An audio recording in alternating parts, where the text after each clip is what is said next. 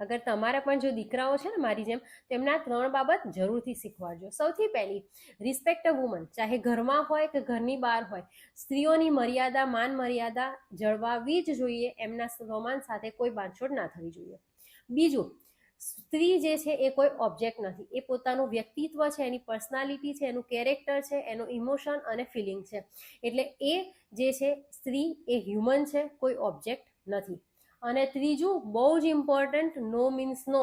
દીકરો હોય કે દીકરી, સ્ત્રી હોય કે પુરુષ, નાનો મતલબ ના જ થાય. એ હમણાં હા પાડી દેશે ના, એક વખત ના પાડી એને એક્સેપ્ટ કરી લો. ઈગો પર લેવાની બિલકુલ જરૂર નથી.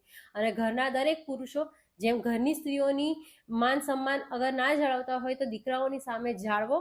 અને બહાર પણ એને પ્રેક્ટિસ કરો, જેથી દીકરાઓ ઘરમાં રહેલા માહોલને જોઈ અને શીખે કે બહાર જે સ્ત્રીઓ છે અથવા તો જે દીકરીઓ છે એ પણ એટલી જ ઇમ્પોર્ટન્ટ છે અને એનું પણ માન સન્માન જળવવું જરૂરી છે.